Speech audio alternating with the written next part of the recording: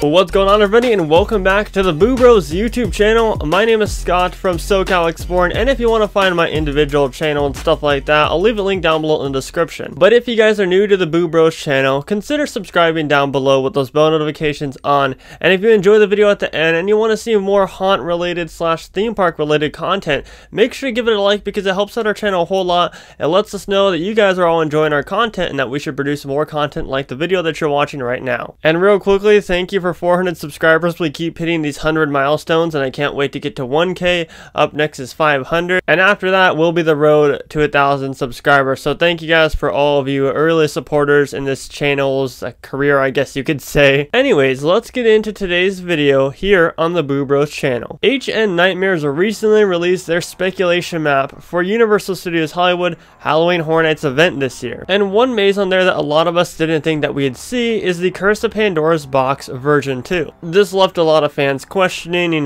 what's going to be the storyline? Will this actually come to fruition? Is this just a random rumor that actually isn't true at all? And yes, while nothing has been confirmed quite yet, and I do want to make that known that these are all just based off of speculations, it is quite interesting that HHN Nightmares, who's had a pretty good track record with predicting these mazes, has the Curse of Pandora's Box on their speculation map. So in today's video, I figured why not dive into another episode of our maze commentary series and look back at the Curse of Pandora's Box from HHN 2019 in Hollywood. And then at the end, I'll kind of brainstorm where exactly they can pick off from where they left off if this maze is true that it's coming to Halloween Horror Nights this year, and what things that I like to see, like scare actors and different details, be brought back. So with that being said, let's take a look back at the Curse of Pandora's Box 2019. Now we first dive into our first room, which actually a cool thing was that there was a pre-show.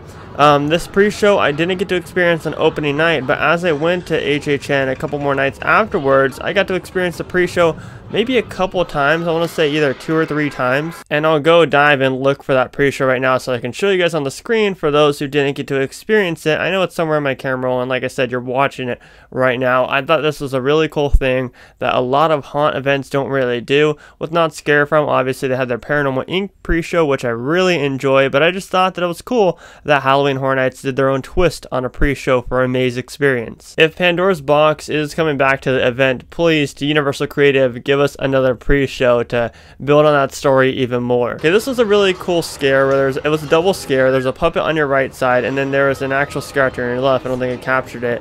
And then you came into this room that was filled with orange lighting, orange black light that was, so there's a bunch of costume characters that were hidden in there, camouflage in there, that would jump out and scare you. There were like 3 or 4, and they always got a scare out of me. Like, I never expected them because sometimes they'd be in different spots. This really gave me This Is the End 3D vibes. If you guys got to check out that maze a couple years back. We now get into one of the more lackluster scenes, which, I think a lot of people can agree on, but it still was cool to see all the black light effect and everything. It would have been really cool to see this maze in 3D. I definitely think with Pandora's Box 2, they should consider doing it 3D because I really enjoy 3D mazes. This was kind of a cool scene with all the birds. I would have liked to see some of the movie, maybe like blackout actors. That would have been neat. And then there was also this cool effect right there, as you see, which I really thought was neat how they pulled that off. This scene in specific, I didn't really understand. It was supposed to tie more into, what you find in Pandora's Box. There wasn't a scare actor in here. There should have been a scare actor in here. It was just more of like a look at these props and such, I know there's a scare right there. That little head scare was really cool. It wasn't as big as any of the heads that we typically are used to, like the Poltergeist one. That was way smaller in Pandora's Box. I really enjoy this area too because it's another prime example of scare actors that some of them are statues and some of them are actual people. Now there's a scene or a scare in specific coming up here with a guy on stilts who I love this scare so much because you could see it coming at you. You can like see me right there trying to get a picture. You could see it coming at you, but you still got scared no matter what. And it's one of those few instances where you see a scare actor in a maze, which you don't typically do. I'm sorry, a stilt actor, that is. You typically see a stilt actor in the scare zones. And then you get into the web kind of spider area where you get multiple scares from both sides. And I just want to say, in that room in specific, those scare actors killed it. All the scare actors killed it throughout the maze. But in this room specific, I really enjoyed how energetic the scare actors were. And I think we're approaching the final scenes of the maze, which is the large Pandora's box and Pandora. Now, one thing that I'll notice looking back at that walkthrough is the fact that that story was left a little bit abrupt. You know, there was no specific ending to it. You saw Pandora's box, and obviously I didn't get in the video, but Pandora was at the top as a character, scaring guests from above.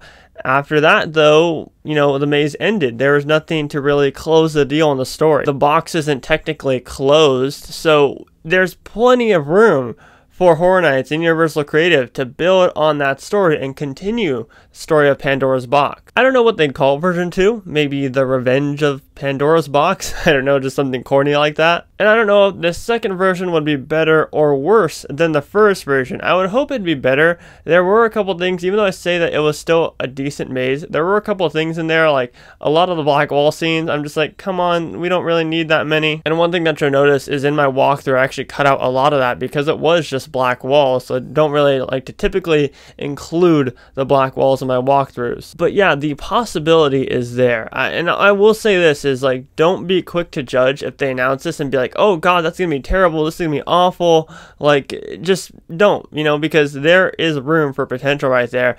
And there's been times where John Murdy proves people wrong. Prime example with The Exorcist. Everybody wanted to see The Exorcist, but then once it got announced, all of a sudden everyone's like, how are they gonna do it? It's not gonna be as good as, you know, we're hoping it will be. But then HHN 2016 opening night rolled around, and all of a sudden fans' opinions started to change and said how great The Exorcist was. So don't doubt John Murdy and his ability to bring a story to life and bring a specific sequel back to life at Halloween Horror Nights 2021. So do I think that it's coming back this year? Yes, I do. It's cheap. Obviously, they have a much tighter budget, so I definitely think it'll come back this year.